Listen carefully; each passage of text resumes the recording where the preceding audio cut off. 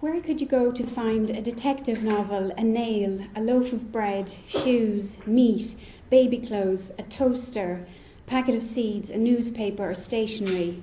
Growing up, we understood these things to be found in different kinds of shops, sold under the auspices of different trades: the butcher, the baker, the candlestick maker. Irish towns and villages have developed and thrived over centuries based upon the development of trade, which evolved into more complex commerce and service industries. The inheritance of a millennium of trading and commercial activity in a city like Cork is obliterated when we can find all of the aforementioned items and more in a single retail unit just over 2 miles from the city centre. In this paper, I argue that our urban history and heritage must be understood to include use, both in town centres and as a whole and in individual buildings.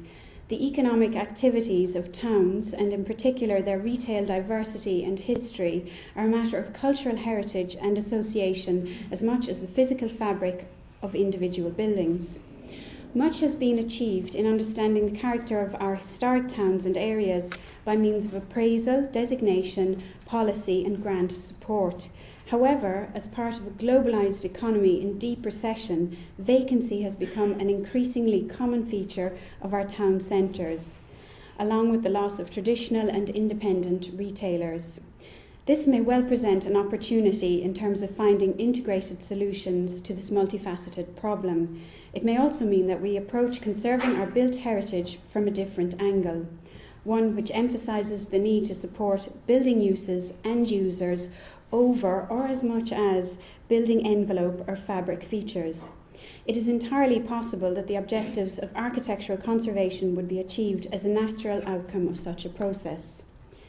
In order to illustrate how different towns in the same region have different experiences in terms of the vibrancy of their historic town centres, I have compared 4 towns in Kerry and Cork: Listowel, Clonakilty, Killarney and Tralee. I propose to consider vacancy, development plan policy on built heritage designation and retail, the nature of economic activity and population. Some suggestions for a way forward are developed based upon this cursory survey and upon consultations with other parties. What is our built heritage asset? Irish towns are not the repositories of Renaissance palazzos, timber-framed houses or great cathedrals. They are enjoyed and visited for different reasons. The built heritage asset of Irish towns and villages is their scale, landscape setting and street pattern. The general building stock is 2, 3 and 4 stories high. The skyline is defined by the line or lines and junctions of slate roofs, generally at an A pitch, punctured by landmarks, open spaces, monuments and steeples. It is the scale and intimacy of the traditional town and village which is attractive to visitor and resident alike. It is also the authenticity of a community carrying out the range of social and economic activities within those spaces which is of interest. The fronts of pubs, shops, offices and restaurants are the physical manifestation of the town's current and traditional activities. How do we understand, identify and protect the character of the built heritage asset? The statutory requirements of the Planning Act have done much to bring us towards a better understanding of the character of our built heritage. The appraisal and identification involved in the designation of architectural conservation areas affords us the opportunity to understand the character of an area within a town or village by placing value on groups of buildings and the quality of their assemblage in one area, as opposed to considering an individual building for record of protected structure status.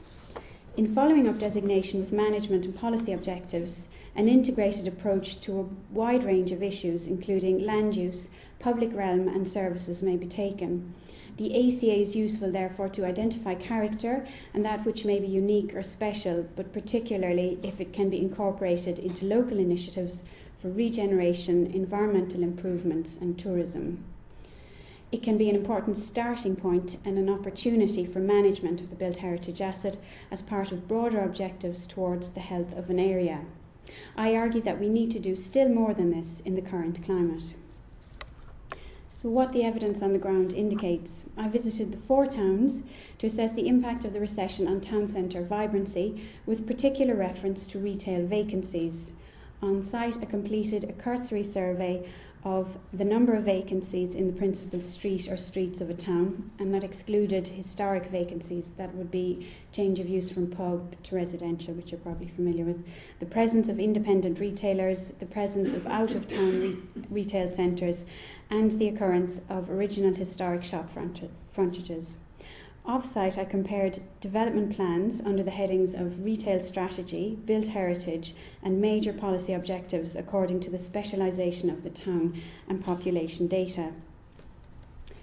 Listowel is one of 15 heritage towns in Ireland, 2 of which you'll be hearing from later. Listowel Writers' Week and Listowel Race Week are synonymous with the town.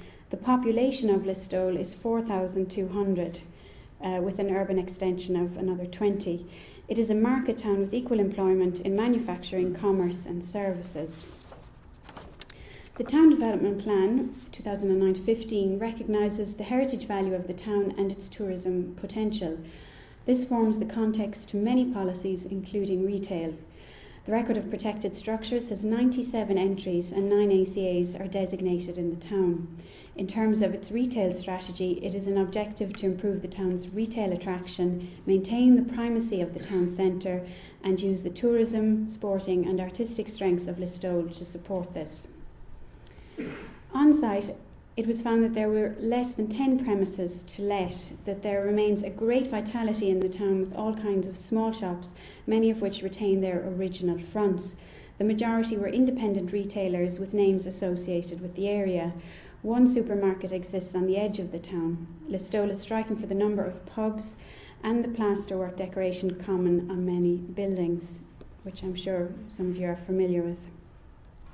Next up was Tralee, which has a population of close to 21,000 with another rural population of 30,000. Nearly 3/4 of the workforce are employed in administration, services and sales, with less than 1/4 in manufacturing. As the county town of County Kerry, Tralee features fine terraces, a planned street and square, as well as landmark buildings. Part of its character has always been as a retail hub, not just for Kerry but parts of Cork and Limerick also.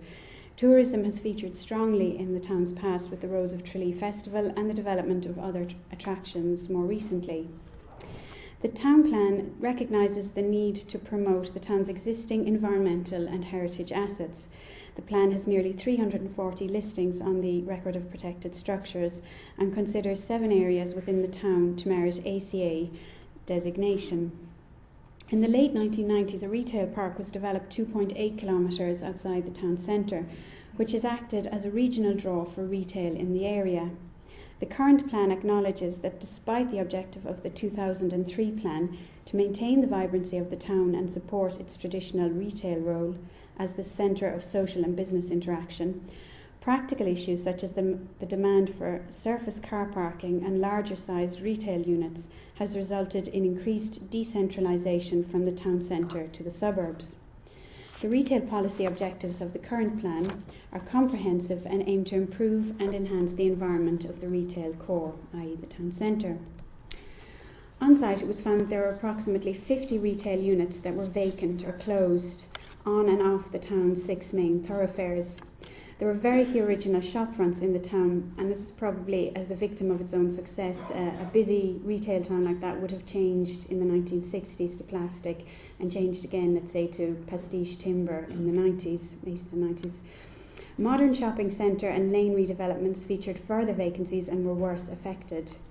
Included in the vacancies were former stationers, former children's clothes shop, butchers, travel agents, toy shop, building society and supermarket chain. As you can imagine, the reasons for the vacancy differ. Some could not compete with the larger out-of-town competitors in their speciality. Online shopping affected others, and global market changes damaged others still. You can just see there on the top left-hand corner the logo for Manor West Retail Park. It says Tralee starts here, which is, I suppose, ironic in the context of this discussion. You can also see how nodal points in the town, such as the entrance to the main square, has 2 vacant buildings, 2 corner buildings facing each other, and opposite the the landmark parish church are vacant, and that's that fine building down in the right-hand corner is a Dunnes Stores that's now vacant. The presence of so many vacant shops and the replacement of others with discount or €2 stores is alarming and very poor for consumer confidence in the town. What was clearly a draw to the town has backfired in the recession as the centre suffers, which in turn may detract from the image of the town. Looking at Killarney, which has a population of 13,030 in its rural area, it is one of Ireland's foremost tourist destinations, and its town plan reflects the importance of the industry to the town. That photo is actually taken from the cover of the town plan. Tourism is the key economic driver, and this is underpinned by an acknowledgement of the need to protect its natural and built heritage resources in many of the plan's policy objectives. 68 buildings are included in the record of protected structures, and it is an objective of the plan to designate ACAs during its lifetime.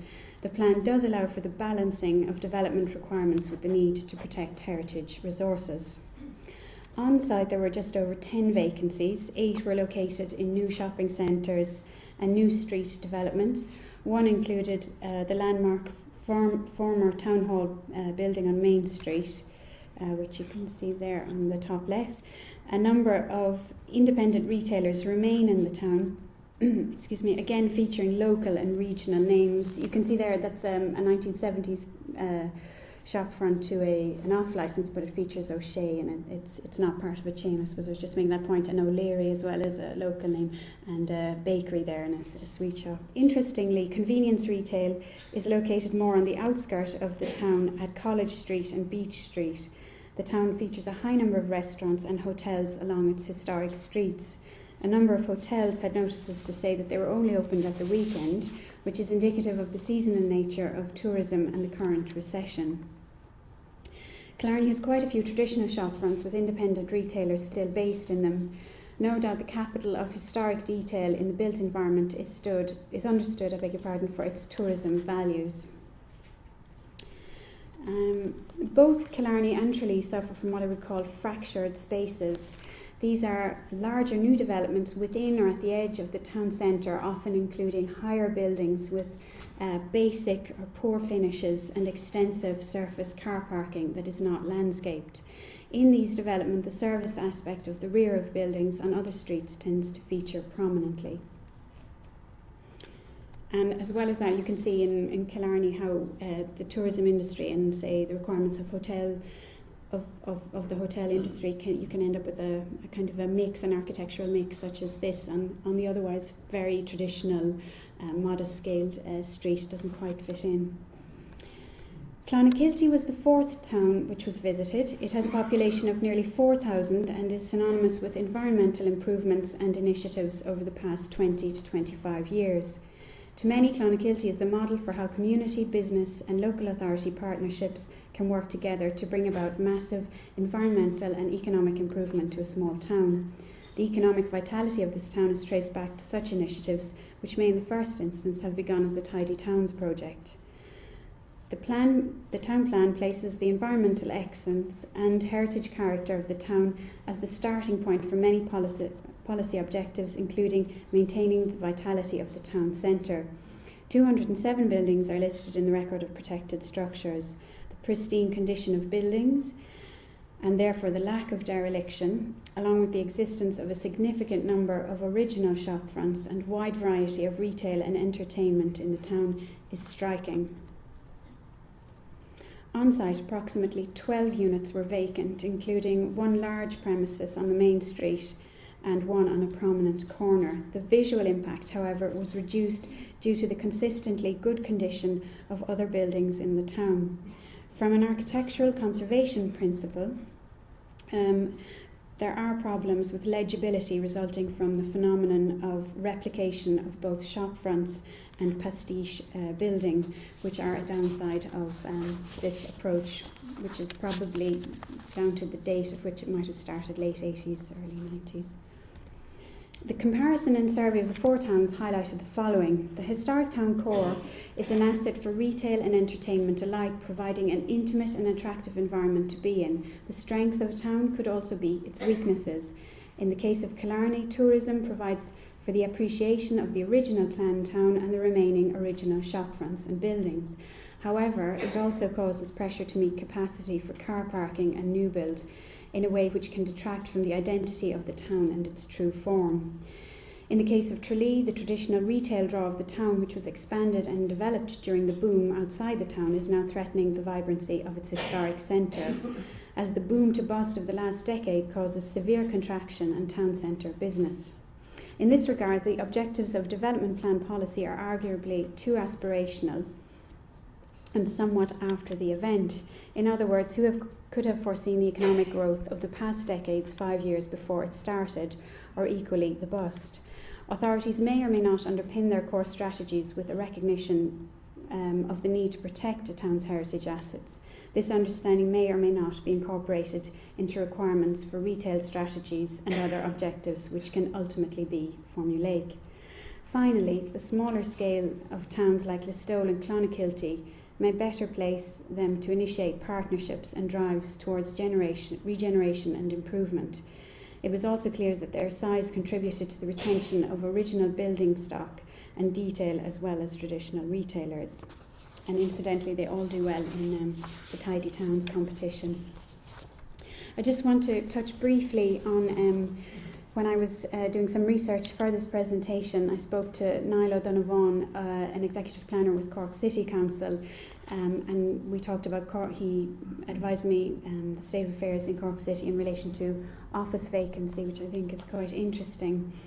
In the past year, the City Council has placed a major focus on the problem of city centre vacancy and dereliction, which included the completion of a significant visual derelict site survey. The survey looked at ground floor vacancies, unsightliness and dereliction on that scale.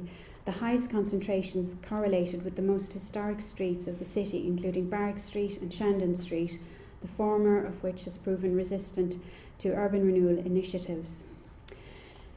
Niall advised that the City Council, there is not only an issue of loss of retail vibrancy in the city, but also of office use. 4 major out-of-town retail centres were developed in the last 20 years in Cork, all with a major supermarket anchor complemented by a range of other retail and entertainment choices and office space. There is currently 20% office vacancy in the city. South Mall, the traditional business street, has a similar vacancy rate, while 42% of the street is protected. One single office development in the new Mahon area can provide the equivalent of the entire city centre office accommodation and the car parking facilities of 1.5 multi-storey car parks. This presents a serious threat to the long-term future of the city's historic building stock, remembering that it has a far more limited tolerance of vacancy than new build. Furthermore, in losing office uses, the city loses a multiplier effect into the local economy as spin-offs in catering, entertainment and retail go to the outskirts of the city where the multiplier effect is greatly diminished. The opportunity now presents itself to take an integrated approach to the problem of office vacancy. Niall has suggested that this may take the form of a pilot study area where a multi-pronged approach would consider the physical condition of the building, the telecommunications and other business upgrades required, along with potential discounted rates and a negotiation with landlords to bring down the standard rents. This could be an active role coordinated by the planning authority, involving stakeholders, bringing a building back to the market and instilling some goodwill as far as owners and users are concerned, whose capital is ultimately on the line.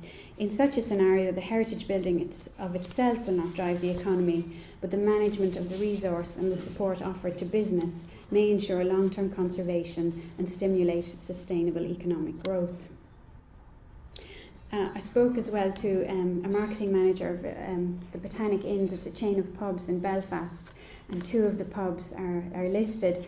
Linda Rogers, she reflected this idea that we need to come up with new and different solutions. You can't wish for independent retailers to come back into town, and even if you have a listed pub, which is the oldest in Belfast, it's not good enough to keep your sales up and to keep the building maintained. You have to be constantly finding new ways of bringing people into your premises. So in conclusion, it is clear that different scenarios apply to different towns and urban centres. Each town must play to its strengths. It would appear that smaller towns are better placed to coordinate a comprehensive town strategy that involves partnership between local town management, business interests and communities. This is a slow process that may take years of negotiation and may start with the smallest of events that build a momentum. The role of the built heritage in this process is that it can form the basis for such actions. It is an asset which may or may not be understood, but which can be identified. It can contribute to a story of rebuilding confidence in areas where economic misfortunes can be felt on the streets of a town. Our definition of the built heritage must be extended to include the use of the building, and policies must be integrated to reflect an understanding that the user of the building should also be supported. I'd just like to conclude with one of the retailers. It's not a listed building and doesn't have particularly historic fabric in Tralee. It's called Small Benners, well, to people from Tralee. The proprietor is Mr. Kevin Benner, and that's his son with him there. He featured on a programme called On the Street Where You Live, which some of you may have seen. I did meet one person in Tralee who said that Mr. Benner had actually served 5 generations of her family. So that's a pretty impressive inheritance and heritage that is as valid, perhaps, well, I think definitely as a historic building and something we need to protect. Thank you very much.